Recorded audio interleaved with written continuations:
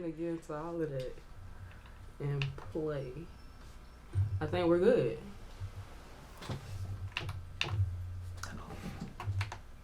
Why is that not doing? Oh, it's because you hit play. Don't hit play. Don't hit play. Stop. Okay. What was it? We not good. It wasn't. No, we're not good. No, we're good. I think we're good now. We good now. I think we're good now. Already. Well, y'all look at this. Y'all look at this. Look what seat she in. Hey. For y'all that don't know, this is the owner of the station that we are put out through. My dog been rocking with it for like a year already. And it's just, we ain't even gonna get into the type of time day I'm having, but you know, a little impromptu. You know, you gotta turn lemons into lemonade sometimes. So shit. That's what we do. Make something out of nothing. All the time. Hey, and I'm hoping she rub off some of this energy, this hot energy. I'm actually feeling kind of. You feel it though, man. I'm saying, bro, shit is real, man. I'm telling you, I can't bullshit with you. Y'all, I've been feeling kind of heavy. She got me feeling kind of light right now. I'm not gonna lie.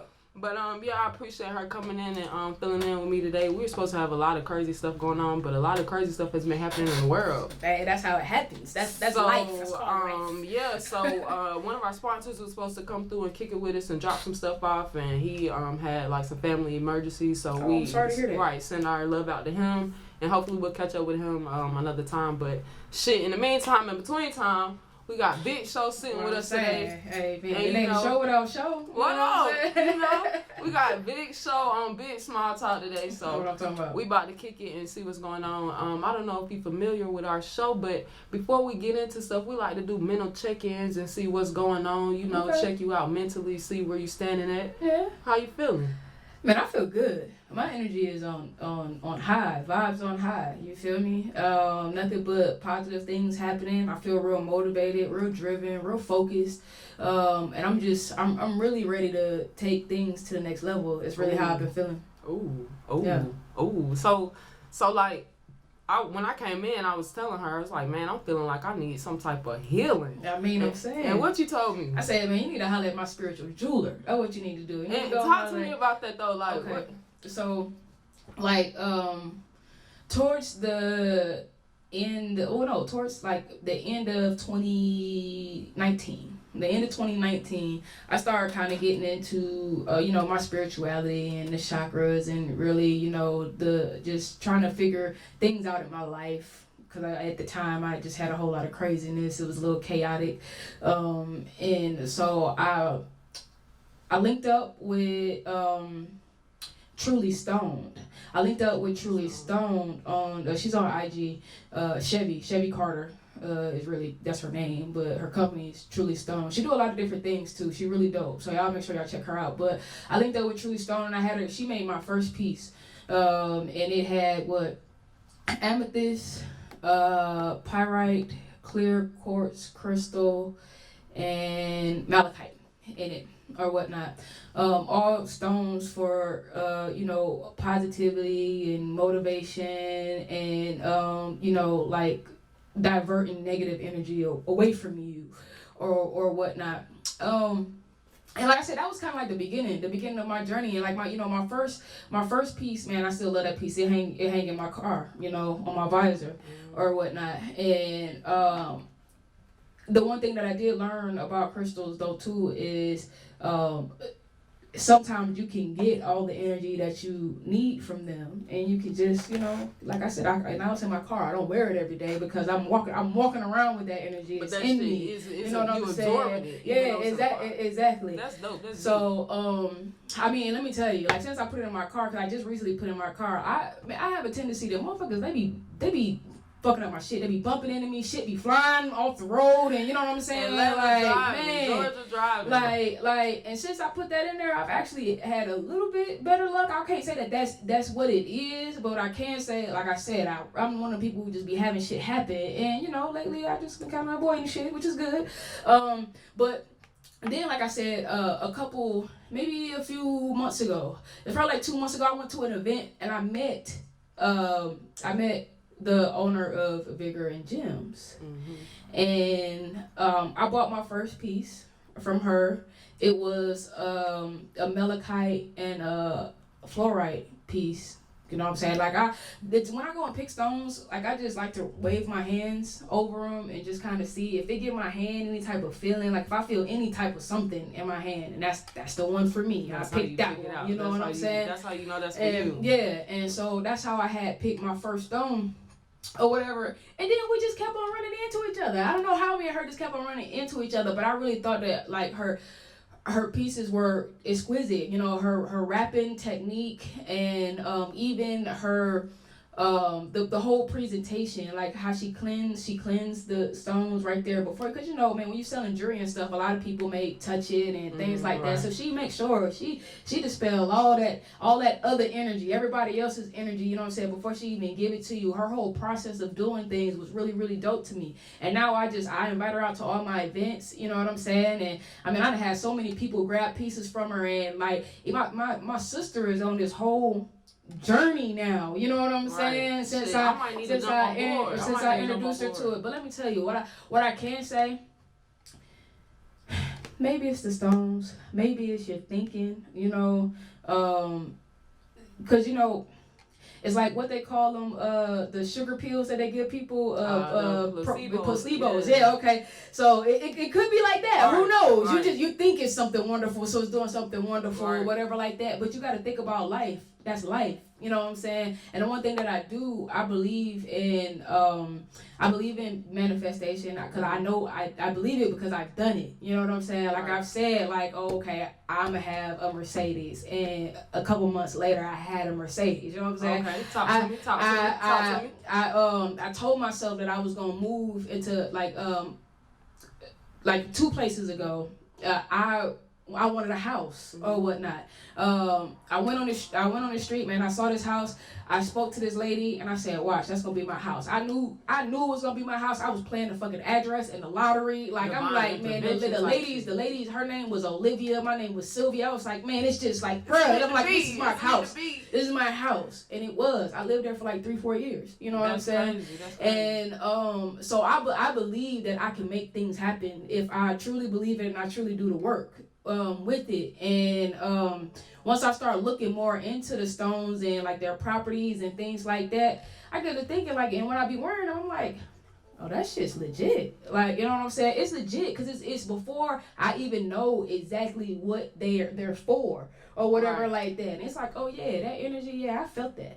Oh, I never really got into like the stones, but I did, you know, the beads. Mm-hmm. I was into the beads. Yeah, the beads. Yeah, I gotta get back into something because like right now, I don't know, and I'm not gonna say this is like me like on the regular, but right now, shit. I told you I'm feeling heavy. So I mean, sometimes burdens are placed upon you for a purpose. You know what I'm saying? Like the one thing that I do know is we go through things so we can grow through things, and that way we learn our lessons and we don't have to go through those things again. Or the next time that we do have to go through those things, it's a little bit easier for us to handle. So I mean, just think about it as, hey man, this is the storm that's gonna get you to the sunshine right now. You know what I'm saying? Things make you feel heavy. I was saying on my show last night, I was telling, like, when I feel overwhelmed or when I feel like I just have a lot of things going on, I just take some time to myself. You know, I take some time to myself to really try to figure out what's going on. You know what I'm saying? Why I'm feeling how I'm feeling. Is it something that other people are projecting onto me? Because I'm one of them people, like, I'm real giving and I'm real helpful and stuff like that. And sometimes you can get burnt out easily. You know what I'm saying? And then it'll pull you away from what you're supposed to be doing, your goals, your dreams, and things like that. So, like, sometimes it's self-reflection. You got to check yourself, and then you got to hold yourself accountable for your energy, because of the things that you're allowing other people to do. Right. You know what I'm saying? Or other things to do. It's all emotion. You feel me? When you really think about it, and once we get a little bit more in control of our emotion, like we'll be able to handle things a little better, a little differently, or whatnot. That'll be in our better interest. That's probably where I am right now in life. Trying to navigate through my emotions and how to handle my emotions. And a lot of my stress comes from, like, I'll be honest, right now my job is just like, ooh, and then that's like a catch-22 because, like, quit. I mean, I get it. Let's talk about it. Don't let no job stress you out, man. Let's talk about it. Okay. So that's like the easiest thing. Cause I used to be the same way, and people where I'm from, they gonna be like they probably can't even believe that I'm up here like with a whole job, because I was the same way, like, yo, quit. But then you move and you live by yourself and you got bills, and I'm in a state by myself. Don't nobody live here out here with me. I got rent. You got responsibilities. I got whole life responsibilities. So quitting my job would relieve some stress, but then it would add other stress, because right now I don't have to worry about my bills. I don't have to worry about my responsibilities because they're taken care of. Okay. So it's like a real... One thing I can say, it's easier to stress about one thing than it is to stress about multiple things. You know what I'm saying? But I mean, and when I say quit, that don't mean just up and quit. You know what I'm saying? You have to set yourself up to be able to quit. I mean, it's something that you're gonna have to fix. One, either whatever at the job that's stressing you out, you need to figure that out and nip that in the bud. Right. Or, bruh, it's time for you to move on to something else. You're too young to be stressing about a job. You know what I'm saying? There's a lot of stuff that you could be doing that will make you happy. I feel the exact same way. I don't condone, I wouldn't want anyone to be in this situation. That's what I was trying to explain to like my mom and stuff. Like I wouldn't wish this on anyone, because it is like, I know how parents are. My mom should be on me. Yeah. So and I applaud my parents, because they've really come a long way, because I really was their first child to be like, I don't have to work to make money. Like, and they did not understand that shit. They did not understand, like, what do you mean you're gonna move to Atlanta and you don't have a job? And I was like, I don't have a job, but I've been getting money. So it's like, I'll say in like 2018, this shit was foreign to them. Like, trying to build without, a corporate job or without like using your degree, that shit was foreign to them. And now they really like understand. Now they on the same Chelsea, quit. You ain't gotta work for them, quit. Exactly. But I'm like, y'all, I gotta pay rent. Right. I gotta these bills, but these bills. I mean, and I know it's different when you have someone or you have another way of taking care of those type of things. And that make it. I mean, of course, that make it a whole lot better. It make things a whole lot easier. The one thing that I've up and quit my job once. I've done it multiple times. Well, no, see, I'm one of them people. I really feel like, the stability. I've always done things like on my own. I've been on my own for a long time. So, I know that I have to have a job in order for me to do everything that I'm trying to do, especially with the dreams and the goals that I have. Like, my job is what helps me fund what I have going on right now. That is my point. Exactly. Not just my house, not just my food, not just my car, but my dream. And so I know that I have to work. But what was it? It was like maybe 2017, like the beginning of 2017. I was tired. I was tired of the people. And like, it wasn't my job though, because I liked my job. I was tired of the people that worked at my job. That's me. You know what I'm saying? And I was just done with it or whatnot. And like, I just came in stressed. I was just always stressed, and I was like, no, and it was crazy because I quit my job and I cried, like, bruh, like I legit, I cried or whatever like that. But I also knew that it was, I quit my job. I didn't work for a year. I was doing the studio time. I was out here. I was grinding. I was getting to it. I was able to pay my bills. I had got me a little room. I had a house, so I had got me a little roommate or whatever like that. And boom, I made it work. Even when the roommates was on some fuck shit or however they be. You know how roommates be. You know what I'm saying? Like, I was able to make it work. And I didn't decide to go back to work till I was like, man, it was cool that I quit my job to kind of live my dream. But my dream is just only sustaining me. If it's only sustaining me, then how am I supposed to make it bigger? How am I supposed to grow or whatnot? And then I was like, well, it's time to go and get a job. That was exactly me, probably 2018. Like 2017 until 2019, February 2019, when I moved to Atlanta, I did not work a job. Like, I was shooting videos, doing interviews, just running around South Carolina, running around radios, just grinding for real. South Carolina?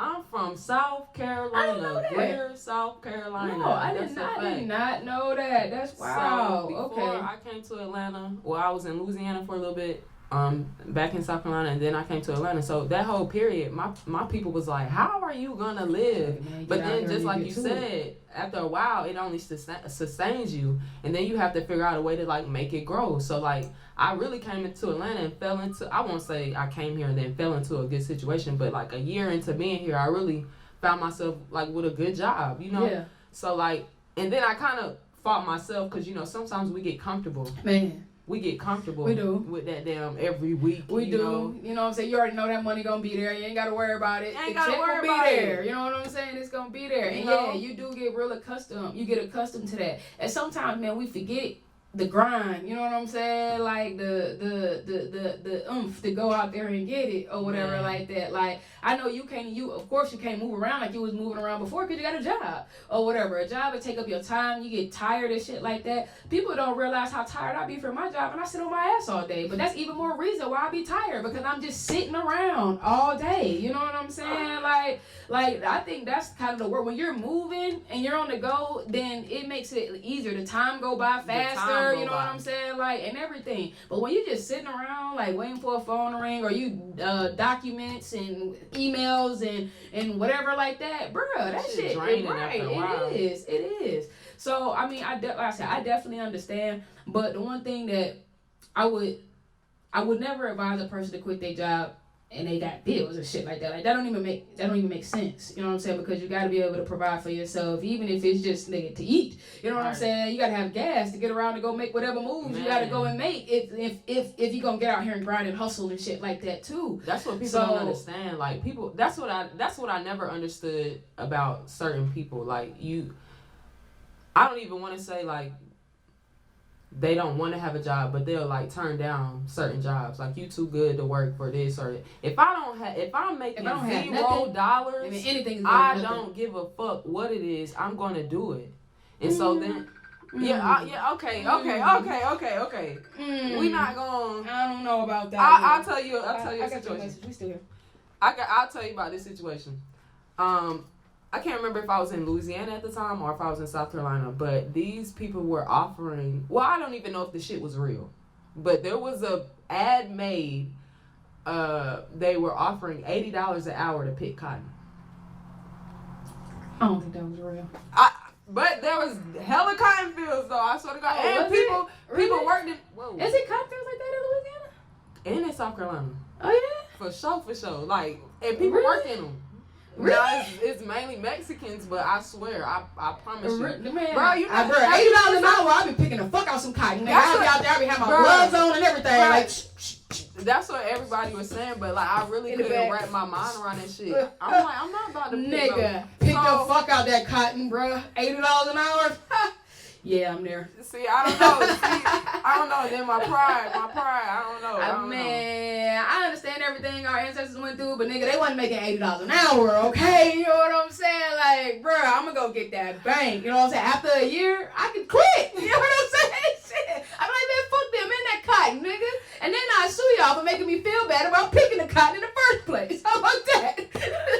See, I don't know about all that, but like, just if you have no form of income, I just don't think, you know. You don't have enough room to beg and choose. Beggars can't be choosy. You know what I'm saying? Like, don't get me wrong. I fast food has never been my thing, so I'm not gonna go do no fast food. But I'll go to a warehouse. I'll go. You know what I'm saying? Like, if I don't have nothing else, you know what I'm saying? Then I'll do that. But the great thing about me is if I don't have nothing else, I got drive. I will get the fuck out here. I will make, as long as I got this studio equipment, I promise you, we'll make something happen. That's how I feel about my hands. Like, as long as I can write, I'm gonna always have some money. But it's like, damn. And it's so crazy because like this is my point. You use that little money that you're getting and you invest it into yourself and into your business, and that's how, and you invest it into like stocks and real estate and all that good shit. Yeah. And that's how you begin to build wealth. So like, I had got so comfortable with my job because, you know, that's a nice little hefty check every week. And then I get to put it, you know, where I needed to go. Absolutely. So then when it came to, I ain't gonna lie, y'all, I really walked out on my job on Monday. It's just I've been there a while, so they was like, bitch, we'll let you come back. Like, I really walked out and all that shit was running through my mind like. So okay, so now I got some questions. What's up? Your job, you say it stressed you out, and it's mainly like the people. It's not really the job, it's the people that irritate. Okay, so first I want to know what you do, and then I want to know why other people affect what you do so much. Okay, so that's stressful within itself because not knowing exactly what I do. Oh wow, okay. Well, that makes a whole lot of sense. So that's stressful within itself. Okay. So when I get there, and I'm on a computer and I don't know like what it's just that's the stressful part. That's what it is. Okay, yeah. I can work somewhere and I don't know what the hell I'm supposed to be doing. If I have to ask you like okay, so I know like my general assignments, but like, and then it's like certain people don't want me in the positions that I'm in, and it's just a lot of shit. It's just, guess what? Fuck them people, man. Let me tell you, people don't want me in the position that I'm in at my job either. These motherfuckers, they don't like me, and guess what? Sometimes I don't like them. We learn to deal with each other, or whatnot, And at the end of the day, I just let them know, like, hey, look, I'm gonna be here. You know what I'm saying? But that's why I have to let them know I'm gonna be here. So either you're gonna be here or you're not. But I'm gonna be here. Okay, so y'all need to figure it out, man. And I'm not, and it's got to the point to where I'm not gonna go and do the back and forth and continuously with the shit. You know what I'm saying? Either you want to be here or you don't, because I'm gonna be here. I guess my thing is like, and I work for. I don't want to. I guess I can say I work for Amazon, which is like a huge company. Amazon's so cool. like, it really is. Which it's a cool little gig. I did the Flex for a while. That's what really sucks. I should have stayed on Flex, but anyways, yeah. That's what really sucks. Like my job is so simple and it's like really laid back. So I guess my problem started because I would go in and I would like really just keep my head down. One, I'm really not a talker. Like if I don't know you, I'm not a person that's just gonna come up and start a conversation. First is work, and you don't go to work to meet friends and to hold conversations. I mean, don't get me wrong, it happens. It happens sometimes, but that's not the purpose of it. The first time I ever got like pulled into like an office of some sort, it was because you want to know what the people said to me? What is it? You need to be more personable. Like you need to let people know who you are. Why? Like, people. I'm like, bruh. I do my job. My job get done, don't it? I don't leave y'all hanging with extra shit to do at the end of the day, this shit really devastated me. I mean, and then you have to think like Amazon. It's not like y'all have customers that's coming in there. It's coworkers. Why do I have to tell these people who I am? I don't know these people. Bro, when that shit first happened, it really, truly devastated me. Like, I called my mama like, why, what is that to say to somebody? Like, why do I have to come in? And she was like, you just come in and you just always look so, this is how I go to work, y'all. How do I look any type of way? How you know how I look? How do I look any type of way with this mask on, man? That's crazy. So that would be irritating to me, bro. Because then after that, I feel like you just nitpicking that shit. You know what I'm saying? That's exactly what it's been. Like, bruh, when I tell you I have dealt with like the craziest shit, and all for the sake of money, and that makes you like question yourself, because it's like, damn, all of this for a dime. Yeah.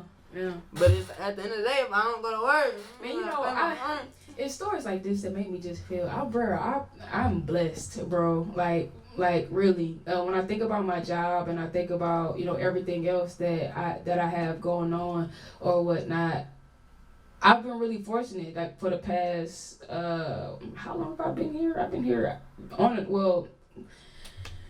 if I round all my years together, I've been here about 8 years. Because I told you, here at this job. Okay. You know what I'm saying? I've been here at this job. No, I've been in Georgia for like 13 years. Okay. But here at this job, I've been here for about 8 years. But I had two, I think it was two situations where I left. I left and I came back or whatnot. And but I always be thinking I know I have it good. That's one thing I do know. I know I have it good, but when I hear stuff like that, it just makes me, man, I'm happy. I work for a Black-owned company. I work for a woman. You know what I'm saying? Like, on top of that, it's a family-owned business. But, I just feel like it's a blessing because a lot of that extra stuff I don't have to deal with that. You know what I'm saying? It's a small office. I don't have a lot of people for the most part. It's me and Cuz here. You know what I'm saying? All day or whatever. And to not have to deal with extra people and their personalities, just dealing with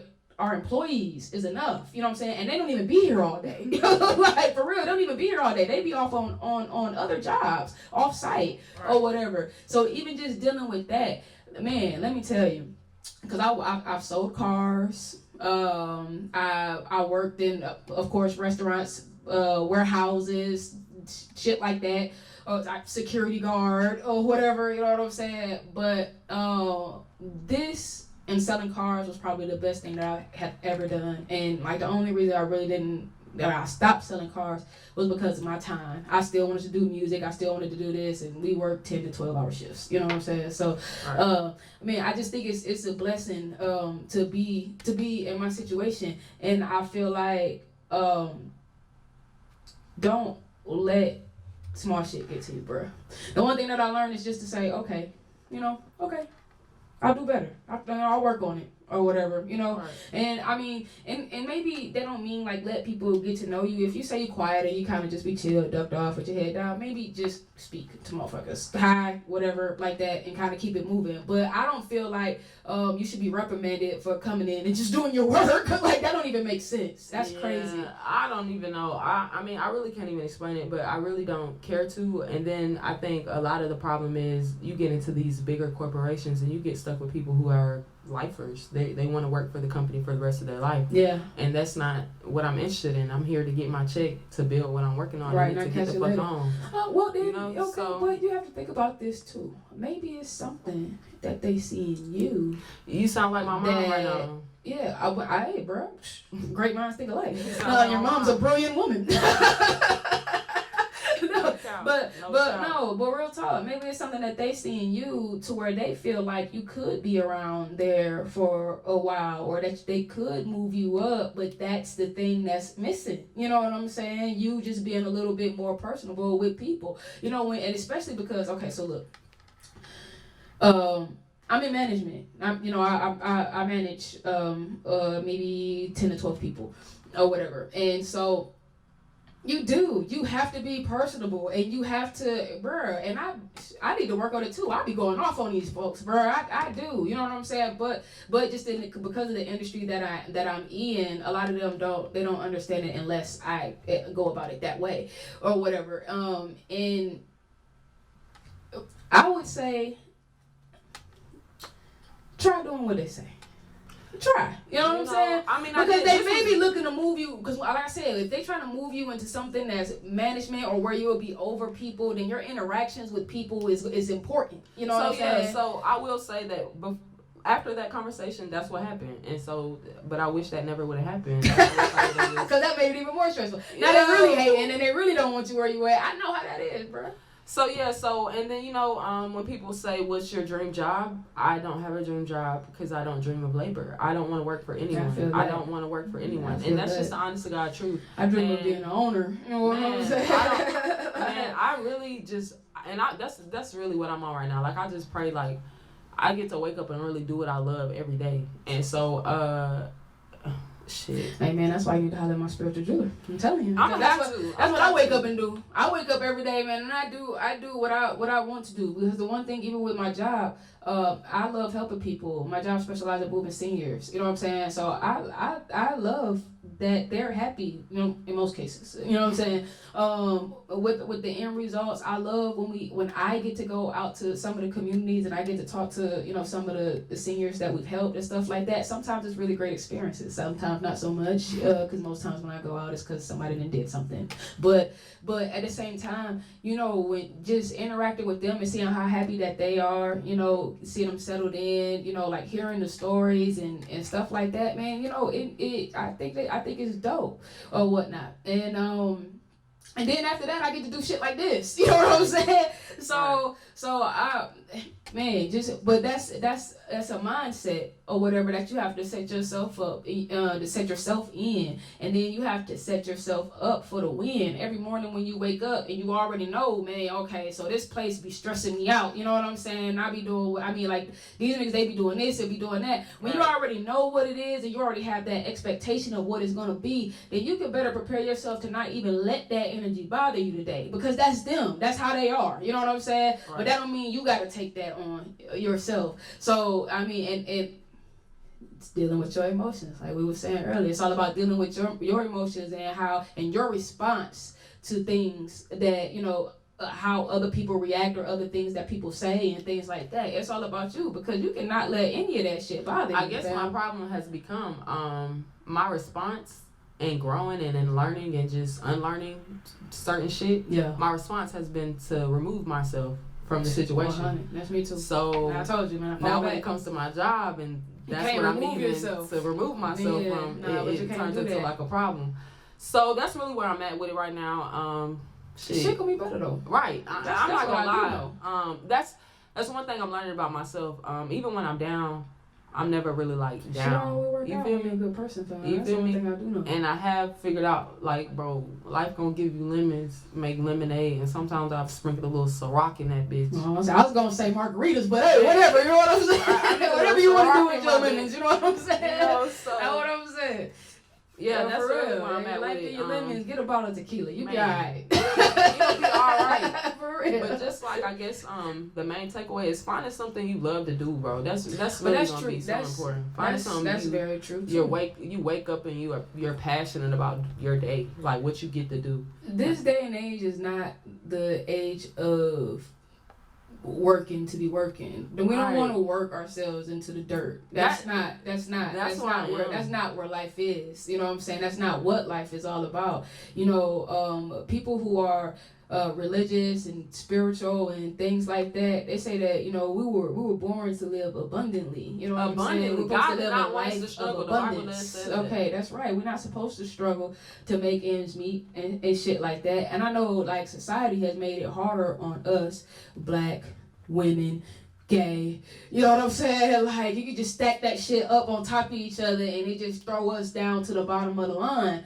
or whatever like that. But hey, man, without the struggle, there's no real reward. You know what I'm saying? When you don't have to work for it, it don't mean as much. You'll let that shit go, and it's like, oh man, I can go because I can get that back, or I can go and do something else or whatever. But when you gotta struggle and you gotta work for some shit, it make all the difference. You know what I'm saying? You appreciate it more, you take care of it more, and it has meaning to you. You know what I'm saying? Right. I really appreciate that. Definitely love talking to people like that have a different perspective and like can drop some game on me. I love the I try to find the positive side of shit. You know what I'm saying? It's enough negativity out here. We just gotta find the positive aspect of it, man, and just make it work. You can always spin life in your favor. Absolutely. Man, even the worst things. I really appreciate that, for real. Like, I love soaking up knowledge, like getting energy, especially good energy, you know. And that's another That's thing all we too. give around this motherfucker. Everybody should do energy checks around this bitch. I feel that. Definitely. Make sure you strap when you walked out the house with some good energy. I mean, I'm saying. You know, you gotta wake up and put a smile on your face. Even if you woke up on the wrong side of the bed, man, shake that shit off. Turn on some music, do something. You know what I'm saying? That's gonna get you right before you get to wherever you gotta go. So you could walk in there with the right energy. You want to know what it is for me? What's that? If I wake up and I'm like kind of salty or I'm just like heavy, I gotta clean up. I gotta clean the whole house. I gotta clean the whole house. Man, that's a good thing to do, bro. I gotta light some candles. You can come over my house. Okay. I got plenty. I got plenty for you to straight up. You gotta clean the whole house. Gotta light some candles and just take it in, like. Yeah. Okay, you know, cause I'm super appreciative, man. Everything I've been through, like, sometimes I feel guilty about even feeling like bad or sad because it's like you should be feeling like you should be a little bit more grateful for everything that's going good in your life. You know what I'm saying? You get like, 1 or 2 bad days and it's like, oh man, my whole life is ruined. Man, for real. And I just gotta like. Just gauge the whole thing and just be so, I'm humble. I'm not gonna lie, I'm humble. Like, I really came from a lot of fuck shit. Hey, that's what's up, man. For real. And the truth is, like I told you, it's only gonna get better, man. You'll have them days where, you know, you have minor setbacks or whatever, but minor setbacks is just for a bigger comeback. Facts. Or whatnot. Them lessons that you learn, them knots is what I call them little lumps that we take, them L's, them lumps that we be taking. Right. You know what I'm saying, bro? It's a lesson. It's just a lesson for growth, you know, and for change. That's that spark that's gonna get you to where you're supposed to be going or whatnot. Man, you take life as the bad shit is just. Now you know that's not what you want to deal with. You know what I'm saying? So now you know how to approach whatever the next thing is or go find what it is that you want. Yeah, I really feel like I just got too comfortable and God was like, don't do what you came out here for now. I really got too comfortable with that little check coming in and I was just like, because we'll sit and we'll ride like, oh man, we got some money coming in, whatever. I don't have to do I don't have to do this as much or whatever like that. And you know, a job will pull you away from your dreams easily. So yeah, man, you know, it might be. You know what I'm saying? I'm trying to light that fire under your ass. Like nigga, bro, get your ass back out here and shoot them videos, bro. Don't be getting comfortable. He did all that. I'm out here. Yeah, I want all of it. Like I want it in every type of way. I'm open to every type of opportunity. Like I'm really just out here open and full of good energy. So like, and I recognize good energy too. 100. So like, I'm really with all of that. But I do want to get into something. I told y'all last week or last time that we were gonna get into big bag talk. And since we got Big Show on here, I want to get into because I don't know why, but like recently it's just been so heavy on me because for a while it just got stuck in my mind like black equals oppression or black. Like I just for a while I just associated it with the black is. You see the white ball hits all the other balls and last it gotta hit the black ball in. You think about, you know what I'm saying? Like no, anything that's black is negative. The nighttime or dark skin and like bruh, they planted that in our head. So like we have to break that. We have to break that thought. We have to kill that thought. And so like one thing I want to talk about, Big Bag Talk, welcome to Big Bag Talk, but did you know that on average, a white family inherits $171,000 while a black family on average either inherits debt or like $4,000? I mean, did you see that the income for a white household is approximately $77,000. 10 times more than you know what black I'm saying? family. And it's only $17,000 for black people. You know what I'm saying? 10 times more. Misappropriation of fucking funds and jobs and but you know what I'm saying? It's really deeper than that. It's really deeper than that. Like, and sometimes it's hard for me not to harbor anger towards white people because like if you really go back, okay, yeah, all the things you just named are factors. Mm-hmm. But if you really go back, those people took any type of wealth black people have built, any type of... they fucked it up. You know what I'm saying? Anytime that we ever came up, they always pulled us back down. So I feel like we were groomed to feel like... We were groomed for struggle and to expect struggle and to expect shit to not go right. And yeah, that's how it was. We were groomed to not love each other and not support one another. And that's why, to me, I speak on it all the time. That's why a lot of black business can't really flourish. And people want to talk about customer service and they want to talk about all these things that could go wrong. But any business that's just starting is not going to have all those things together at the very, very beginning. You know what I'm saying? They're working towards it. But like even with me, a lot of times when I have to do so many things and I'm doing it for the most part by myself, I might miss something here and you know and whatever like that, and then you chew me out about this, and I just throw my whole energy or whatever off, and then now it's a spiral of some fuck shit that's about to go down because one person just couldn't be like, hey, maybe she just had a bad day, or maybe she was just off. You know what I'm saying? But my thing is, Apple is a white-owned company. There's a lot of white-owned companies, and when they fuck you over, when your order's late, when your phone breaks, when you're out of that, what do? You get right back in line and you order another one. So how come when a black person fucks up one time, it's that's why I don't fuck with black business? Woo. Like, no, we gotta kill that. In Tulsa, also say that shit, bro. In Tulsa, Oklahoma, 1921, those people had their own banks, their own stores, their own malls, their own businesses, barbershops, restaurants. And they only shopped in one community, like blew that shit up, bro. The white folks came. And they blew that shit up. 35 blocks, those people destroyed of banks, restaurants, businesses, barbershops, homes, families, all that shit. So I feel like it's deeper than everything you're saying. That's like literally. And then it makes me feel some type of way because it's like, what's their punishment? Like, what's the punishment for? You didn't only fuck over or abuse those people, but like this is the first generation. Problem. This is the first problem is the white people bend us over and fuck us and we just take it. You know what I'm saying? That's the problem. Nobody ever tried to go and say, hey, bruh, I'm not getting fucked today, okay? And then when this person said, I'm not getting fucked today, the other person who got fucked didn't come along and say, bruh, I'm not getting fucked today either. And then it can't become a whole thing. Bruh, we let them do stuff to us. That's why. Let me say. We allow it. Let me say that when this shit happened in Tulsa, I did read that the black people. Oh, they fought. Yeah, they formed a whole group Of course. And those white people named them the mob. And then when the white people formed the whole group, they named them goddamn the police. That's real shit. People was coming out their house in their long johns and in jeans, and they called them niggas the police, and called the black group of people trying to protect their homes and their businesses and their families the mob.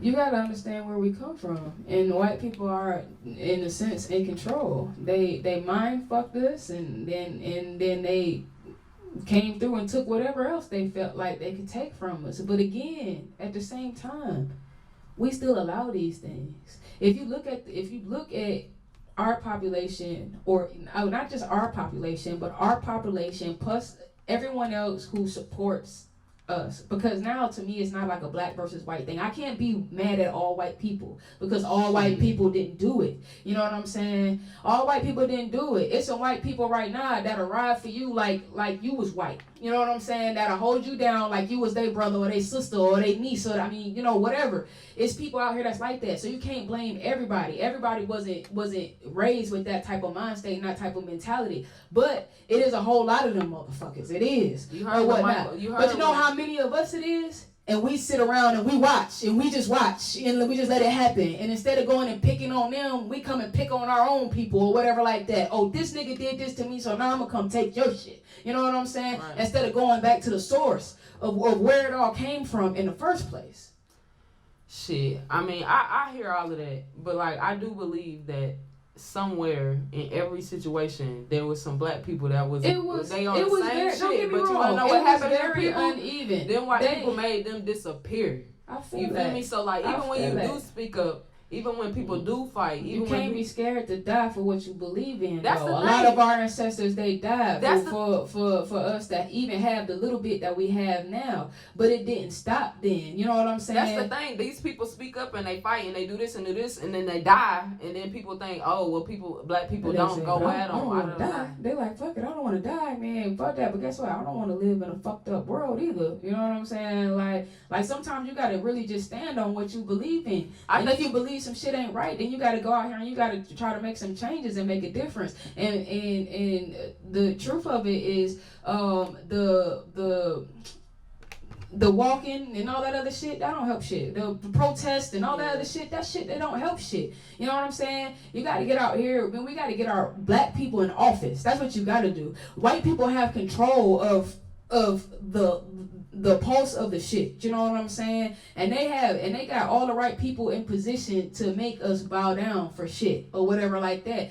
And we don't realize that we have the power to put our people in that position. We let shit happen because we feel like, oh, my vote won't count or this or that or whatever like that. And they don't understand the change that can happen if we just pursue the rights that we have been given already. You know what I'm saying? That it can open up doors for us to have other things. Man, right? The United States run off fucking laws and politics and shit like that. We need more people in the law enforcement and in politics.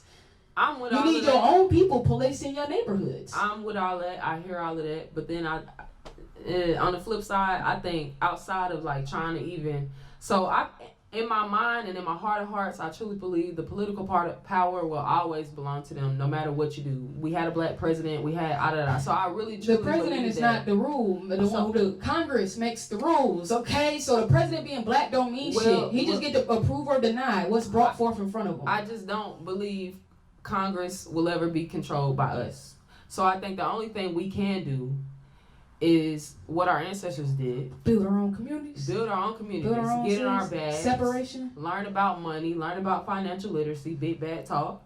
Learn about what we can do. And like the only way we can like really like redeem our ancestors or like really just show out for them is to get rich. It's to be financially stable. It's to get back. But this the thing too.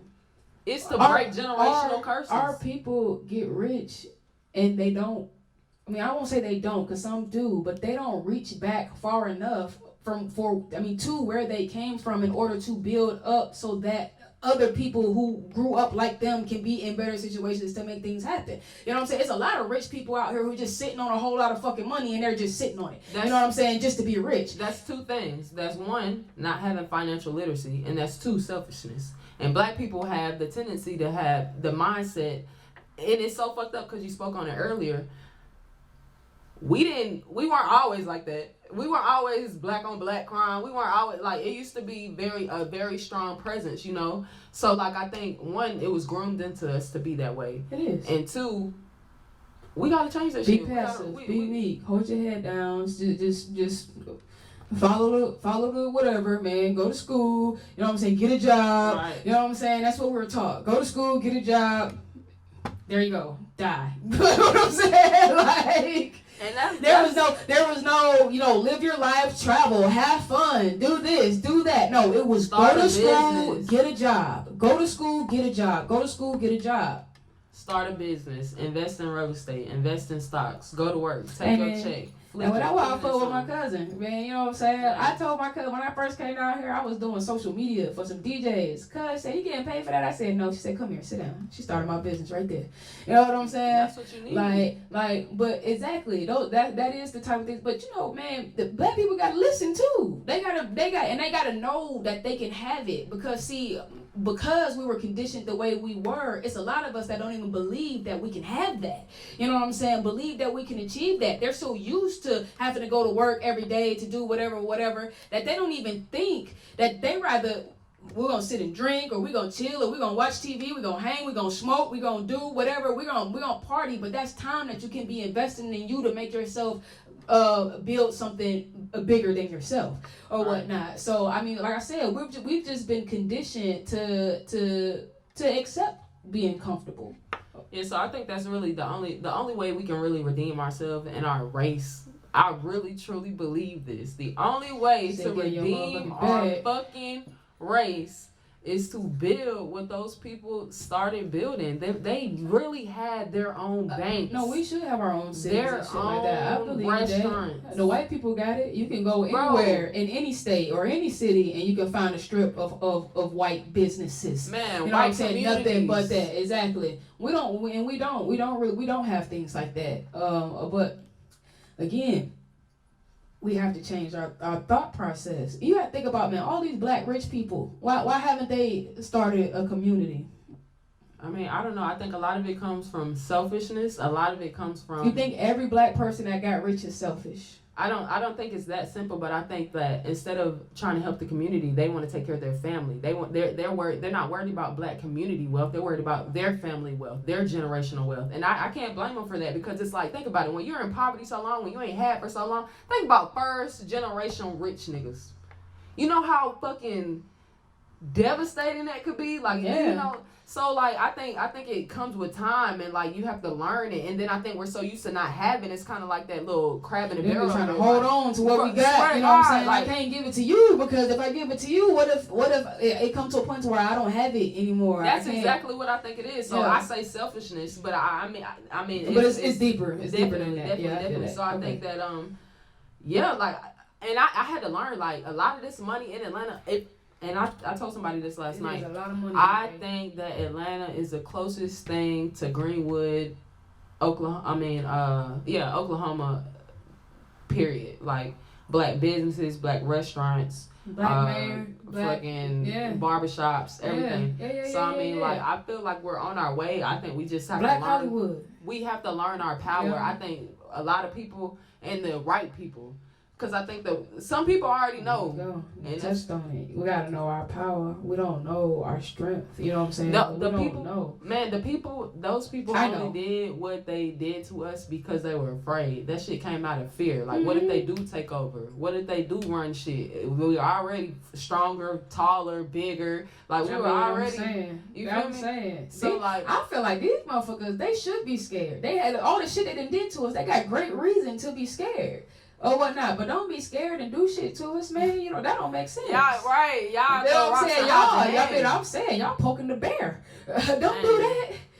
Man, I think it's so important just to, like, know your background, know where you come from. I'm actually to a point where I don't even want to use my fucking last name, because I realized that shit just came from a fucking white man who had a Johnson plantation. So really, if you want to know why I just go by my first and my middle name, that's exactly why. And when I eventually, next year for my birthday, I'm actually going to Africa, and I'm gonna figure out, like, where the fuck I come from. And when I figure out my last name, I'm gonna tell y'all. And this the thing too. people keep trying to make it seem like we came from Africa. We did well, not. I know I did. We didn't come from Africa. I know I did. A lot of our people was already here. My ancestors had Indian in them. Indians were here. Ancestry.com told me I'm straight out of Africa, baby. Okay, well, I feel that. I feel that. From Africa. But a lot of us, unbeknownst to us, we're not from Africa. Now, I mean, some people just may be. They may be, and they are. But like I said, a lot. When I look back at my family tree, and I had the Indians strong in my family. Indians owned this land. Wait, what'd you say? I didn't hear you. What'd you say, cuz? I said that's where the slaves ran to when they escaped the plantations. They ran to the Indians. They ran to the Indians. Ooh, that's why y'all got some good hair and well, shout out to the Indians for taking us in, goddamn. For real. But yeah, I have Spanish and African because my daddy. Anyways, yeah, but yeah, that's really.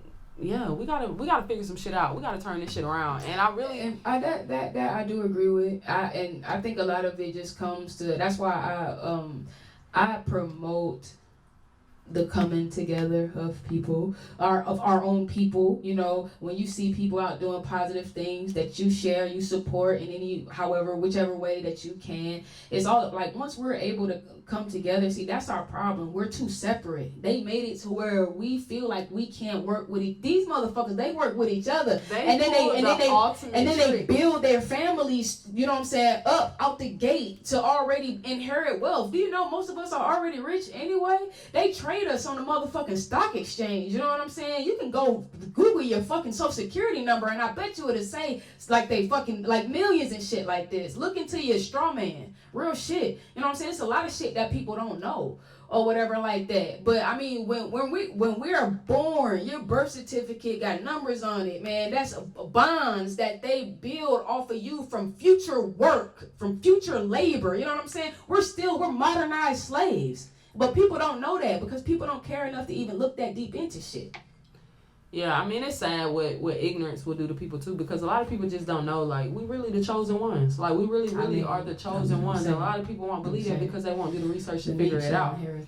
But, for real. But what I was saying was, the white people, they really pulled the ultimate trick if you think about it, because they learned how to take a race of people and turn them against each other. Not against them, but against each other. Like, they figured out how for a great number of reasons, because you're shorter or you're taller or you're fatter or you're skinnier, you're lighter, you're darker, you're pretty, you're ugly, you're whatever. Whatever. They bro, you absolutely right with that one. Bro, I swear they really pulled the ultimate, like, fuck you, okay? Like, for real. We don't want to beat your ass. We don't want, but we gonna make y'all fight each other like dogs. Exactly. And sadly, we haven't outgrown it. Sadly, we have not outgrown it. Like even after all these years, even after everything that our ancestors have gone through, you know what I'm saying? Even after everything that we've seen, all the documentaries, all the movies, all that, you know what I'm saying? We still walking around like, oh yeah, well, Bro, think about the white people, they cool down. Bro, what if the plantations would have been like had like little sections, like today we got GDs and Bloods and Crips. What if the plantations back in the day would have had like little like where I go crazy? Oh, they from up the yard, right, for real. But no, that's how it was though. Except for the difference was you had your house niggas and you had your field niggas. So you had two gangs. You did. Your house nigga and your field nigga. Your field niggas didn't like your house niggas because your house niggas got to dress nice and shit like that, but they were still getting beat down too. They got to live in the big house. Right, you know what I'm saying? For real. Everybody had it bad. I mean, I'm saying it's just in a different way. So, I mean, I think the first thing is people need to, like you said, they need to realize their power. Once you realize your power within, then you will realize how powerful we all could be together. You know what I'm saying? Like the separation, the division is what makes us weak. You know what I'm saying? Because these motherfuckers, they know how to come together on some shit. You know what I'm saying? It's everybody but us. It's Asians. It's fucking Indians. It's all of the Spanish too. Them motherfuckers, they will live together on top of each other to make sure that their family is straight and to make sure everything is good. Together, I mean, I'm saying, bruh, I'm saying. Man, it's crazy. Like I used to live in Norcross, man. I tell you, the people who lived across the hall from me, I swear it was at least 8-9 people who lived in that apartment, man. I can only presume that theirs was a 2-bedroom like mine, 2-bedroom, 2-bath, but it was a bunch of them motherfuckers in there, bro. Like, and that shit crazy. But you laugh, but that's how they like. Okay, so we have temps come and work with us, and when we pull the temps in, a lot of them are from Venezuela, so they are Spanish too, or whatever. But they like, in Venezuela, these motherfuckers, the police is corrupt. You know what I'm saying? They'll beat you up. They fuck up your families and all the yes, bro. Like one of the guys told me, man, the police, they attacked my family. I came out here so I can make some money that I can send back home or whatever like that. Like, but these motherfuckers. He came over here to make money so that he can send it back home. You know what I'm saying? Like, we don't think like that, bro. When I get my check, I'm spending that motherfucker on me, bro. I ain't gonna lie. I will say, on me. When I get, I don't know, my biggest thing is like, I want to take care of my mama. Like, I want to put my mama up, make sure she's straight. This lady done gave me my whole life. Like, she... so like I don't know, when I see myself with the money that I want, I really don't see it for myself. Like, I see it for myself as far as feeling free, and I ain't gotta worry about no stress or no job. Well, no, I mean, yeah, definitely. I'm talking about the check that I work for. That one, I'm spending that on me. But no, like everything that I do, it's for generational wealth too. That's how I think about it. It's not for me to just be able to take care of me. I don't want my cousin to have to sit around. My cousin should be on vacation somewhere chilling. You know what I'm saying? Or whatever. My mom, she should have a fucking Escalade that she want and chilling. You know what I'm saying? Being able to fly and come back and forth here whenever she wants to, because that's life that she like to live. Fly back and forth to Africa whenever she wants to, because that's a place that she likes to go back and forth and travel to, or whatever like that. I want to be able to make sure that things like that can happen. But at the same time, I don't feel like I owe that to anybody. Even my mom, yeah, she birthed me, but that I didn't ask to be here. She decided to do that. And while I appreciate it, sometimes I feel like I'd have been a whole lot better if I wasn't here. You know what I'm saying? So I don't feel like I owe that to anybody, but I feel like that's just what I want for mine. So because it's other people out here that got it. You know what I'm saying? And if other people out here can get it, then I can have it too.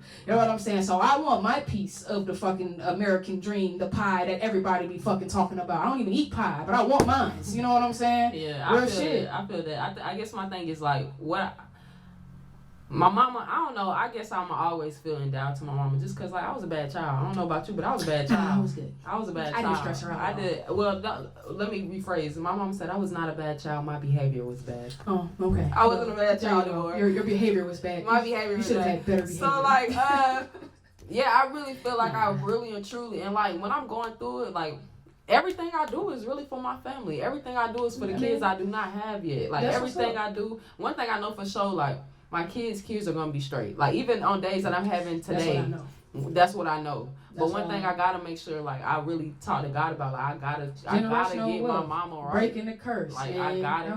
That I know. My kids are going to be rich, and I stand on that. I've been saying that before I even moved to Atlanta. Like, my kids are going to be rich.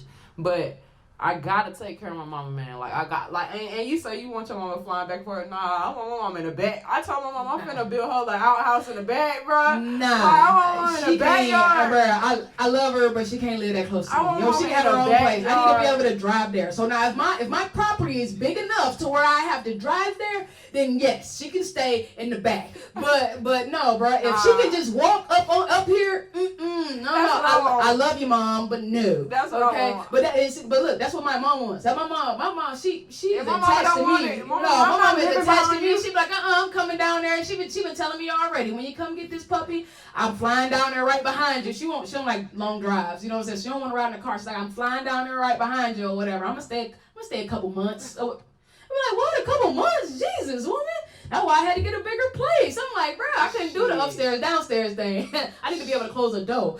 See, yeah, I feel like I'm gonna be traveling a lot anyway, so I feel like she'll be alright back there. Yeah, I mean, I ain't gotta see her every day. Nah. But yeah, Deborah, you will be somewhere on my land, somewhere. Okay. Just remember that, keep that in mind.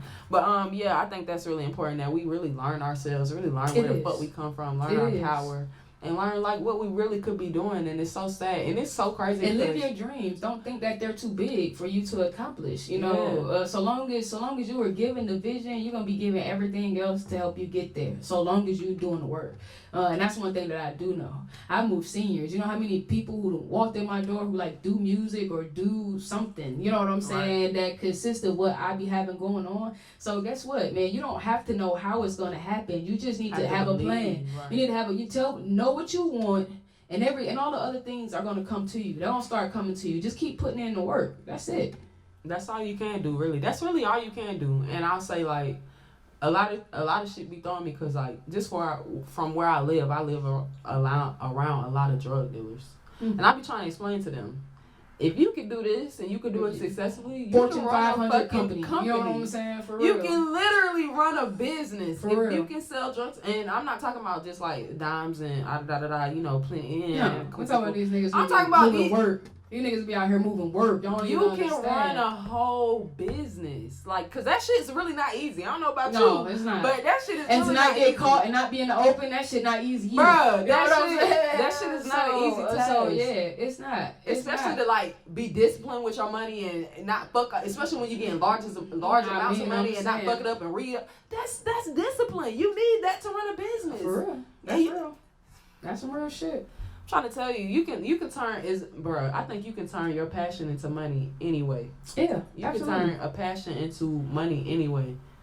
And that's really what I'm on right now. Trying to turn my passions into money so that I can quit my job. Turn up. So y'all heard that. She said she got them camera services for y'all, man. Y'all hit her up. You know, I'm writing heavy right now. I ain't gonna lie. I'm writing heavy right now. So I mean, what y'all want to do? Lock in with them. I'm writing heavy right now. That's really where I'm at with it. But before we go, since we are talking about big bag talk, we're talking about black excellence and entrepreneurship and all that, this girl started a radio station. I did.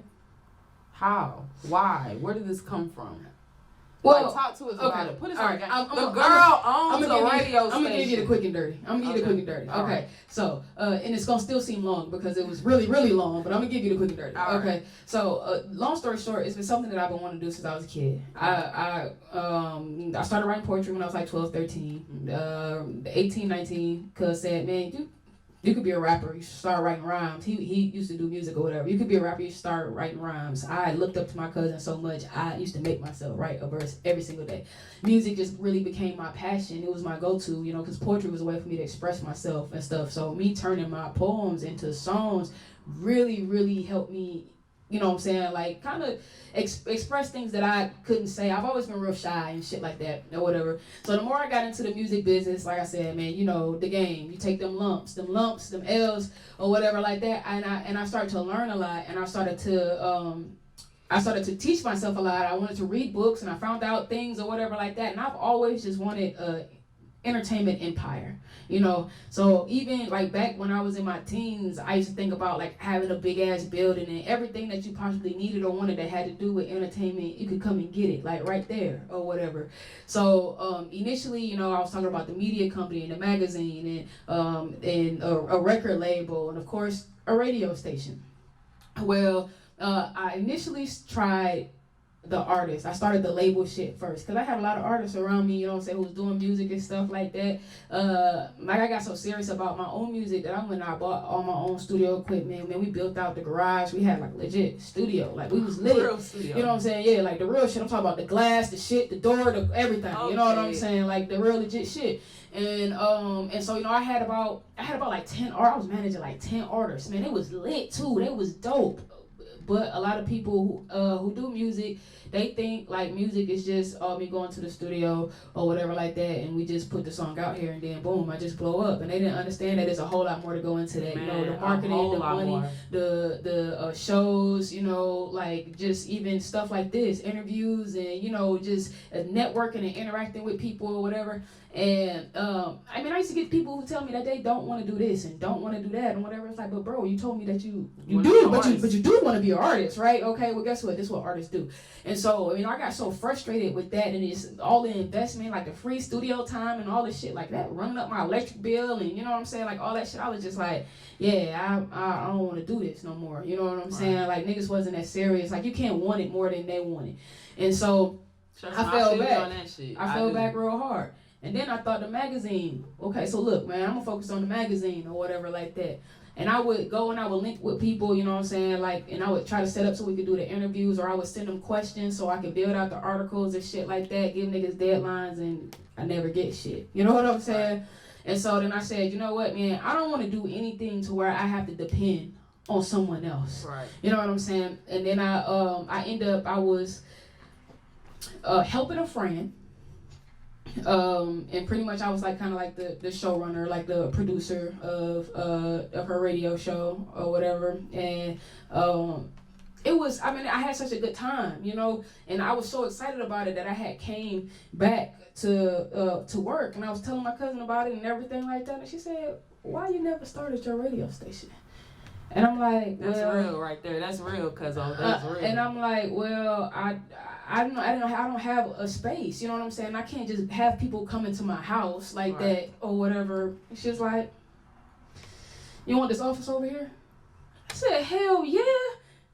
And there it was, you know what I'm saying? From there, I just was like once I had this space, I started buying equipment, you know what I'm saying? I started buying everything. A lot of the stuff I already had, but then I wanted to upgrade. So I got, you know, newer mics and, you know, newer mixer and shit like that. And, you know what I'm saying? Like, I just started grabbing equipment, and I started hitting people up that I had interacted with over the years, the people that I thought was dope, you know what I'm saying? Like, one of the girls who was on the show that I was like helping produce or whatever like that, the girl kicked her off the show.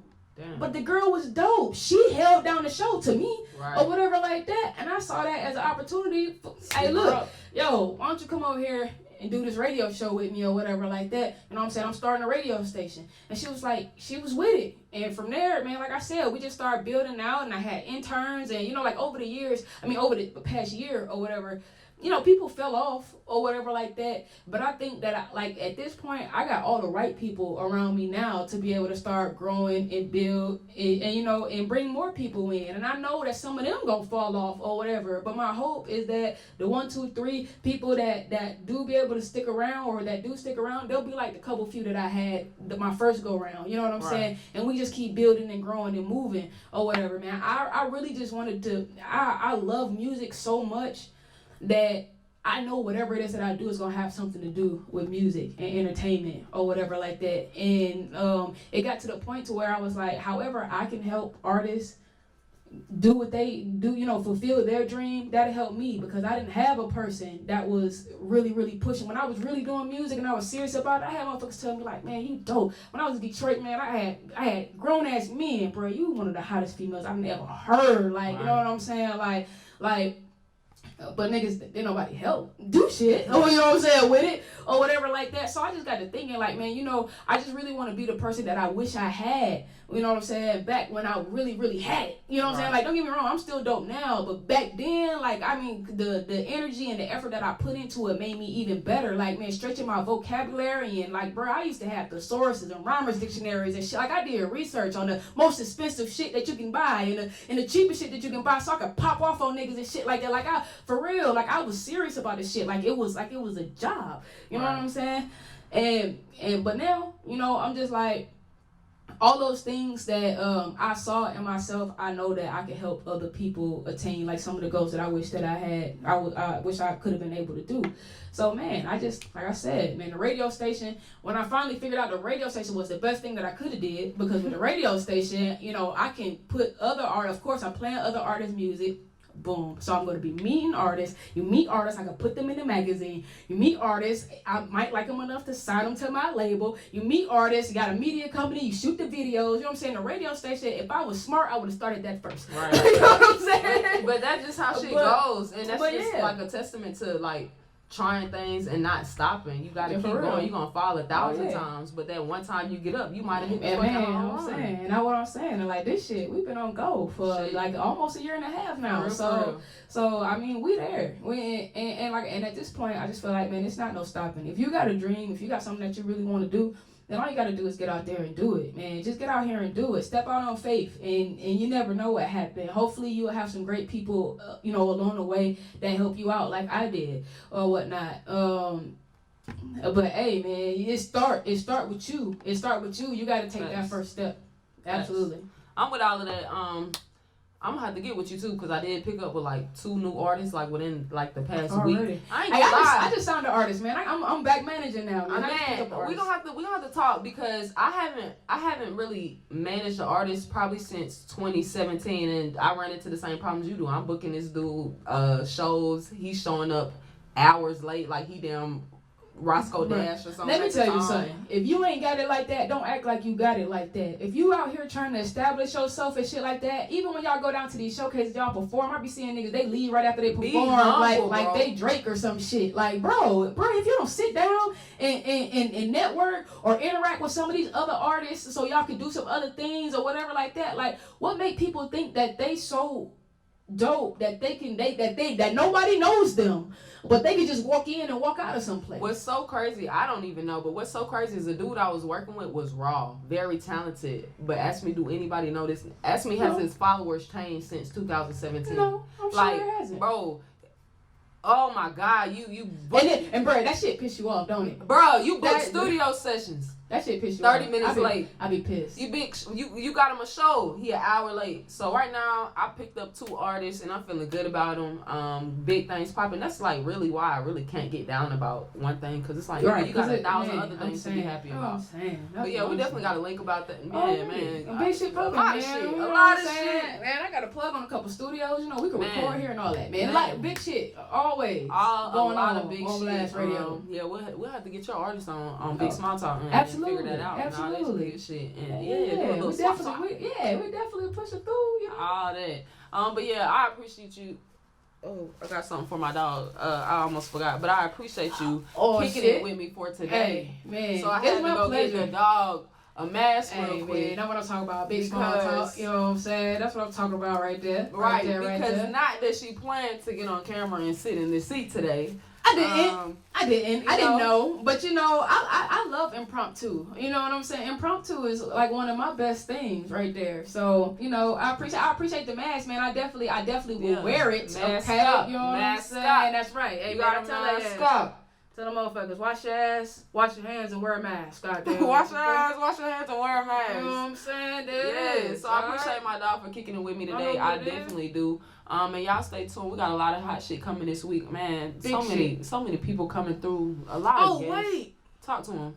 It's All-Star motherfucking weekend. Okay, so it's All-Star weekend. Your girl Big Show. I got the Atrium on Thursdays. I got some hot shit going down this Thursday. If you're an artist, if you're a performer, tomorrow night, yeah. You know what I'm saying? Y'all won't see it, but guess Thursday what? Night. Y'all will hear about it. Goddamn. Okay.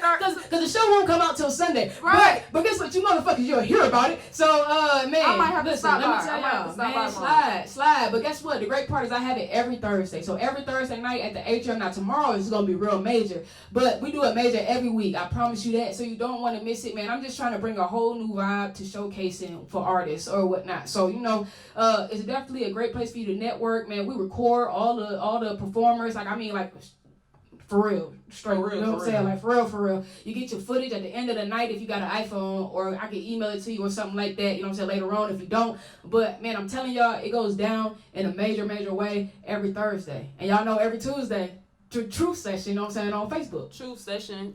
That's Tuesdays. Atrium on Thursdays. Y'all already know what it is. I'm gonna have to stop by. No, I haven't been to the new Thursday event. I came to your birthday. I did not come to the next Thursday. Come forward. So I'm gonna definitely go pop out on them. Let y'all know what it is. So what is it? Artists can perform. Yeah, artists can perform. We got vendors. Okay, so you can come down and you can vend. Don't get me wrong. We have fees for vendors. We have fees for performing, but we don't just let anybody perform either. So like somebody who's trying to perform tomorrow, at this point. By 8 o'clock, if it's not to me by 8 o'clock, it's not gonna happen. Because I handpick my artists that perform. You send me your music and I say whether or not I want you to come perform or whatnot. Because you know, if that case, it'd be anybody just coming through. No, my intention is to have all the right people in the building that's gonna help you take your shit to the next level. And I don't want to just have anybody coming up there doing whatever the fuck. You know what I'm saying? It gotta be worth the eyes and the ears that's there. So I mean, I had somebody come out looking for artists 2 weeks ago. He like, man, I got somebody who ready to put some real serious money behind an artist or whatever, and he got his eye out. He's still looking. He be there every week. So man, all I'm saying is hop out. Don't miss the opportunity. Our tickets is $6 on Eventbrite. It's only $10 to get in at the door. Man, you know, performances is $25, vendors $35, and you really can't beat it. All my vendors make their money back plus some. You know what I'm saying? So, on the back you know what I'm saying? That's what I'm saying. Even if it's just me and the team buying their shit, like they make their money back plus some. So like I said, it's definitely something that you don't want to miss. But even on top of that, the experience, the networking, the connections that you'll get from this, you just really can't beat that. You know what I'm saying? The one thing that I learned this shit last night. Well, I learned a little bit before then, but it solidified it last night, is that you never know who is watching you and who got eyes on you. You want to make sure that you're in the right places and you're seen with the right people or whatnot. You know what I'm saying? I had somebody, bro, this guy, he to me, he's big shit. You know what I'm saying? He was like, you ain't know I was already following you. He was like, man, they said On Blast Radio was going to be down there. And I was like, okay, who else? And they said Big Show. He said, oh, Big Show, yeah, nigga, I'll be there or whatever the fuck. You know what I'm saying? So you never know. You never know who is watching you. So just make sure you always out here doing your best, man. Be big, be bold, be brilliant. Man, and represent yourself the right way. Step every time. Step. But yeah, no, thank you for watching a new episode of Big Small Talk. We'll see y'all next week. You know it. Ooh.